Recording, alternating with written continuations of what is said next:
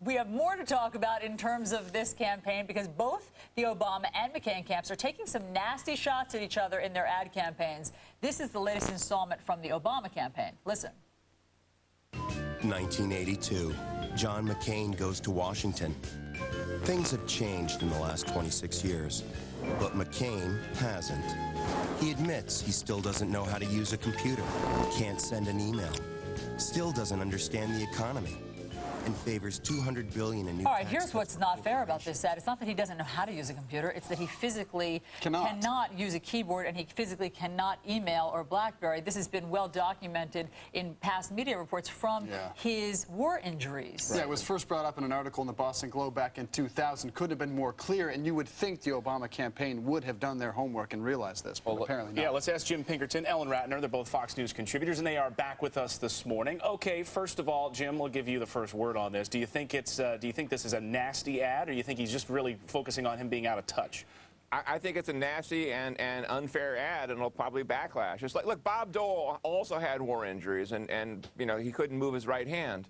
The Democrats back then were smart enough not to attack him for being injured in service to his country. Ellen, if the Obama campaign has fallen into that trap, that's pretty devastating. But Ellen, isn't it really though about him being out of touch, and when we can talk about the keyboard issue? And do you honestly I think it is about being out of touch. Look, I have a cousin who's quadriplegic who manages to use a computer with assisted devices. So it is about being out of touch. I think it's interesting because the McCain ads around the sex education with Obama were just blatantly untrue.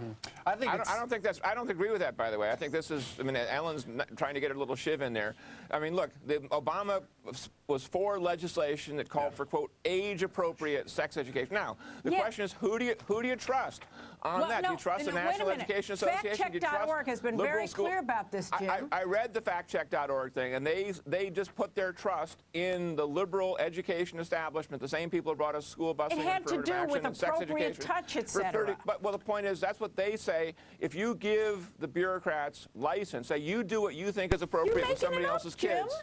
Jim, hey, hang on one sec. This is a good example of where this campaign is headed right now. This from Bill Burton of the Obama campaign yesterday, quote, McCain is now cynically running the sleaziest and least honorable campaign in modern presidential campaign history. Is this basically a new tone from the Obama camp? Is this thing going to get nasty on both sides, essentially starting today?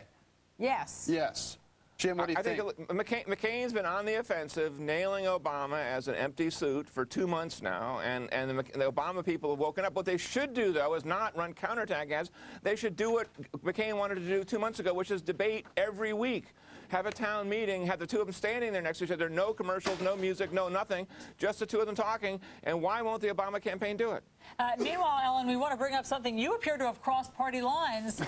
We have an incriminating photo, I believe, of you hugging an elephant. What is this, Yes, Ellen? this was at a Voting is Magic event yesterday with Lynn Dillis, who's an illusionist, and produced this wonderful elephant and donkey. And yes, I kissed the elephant. I'm sorry, you mean an illusionist who produced it out of thin air? Out of thin air. A donkey and an elephant.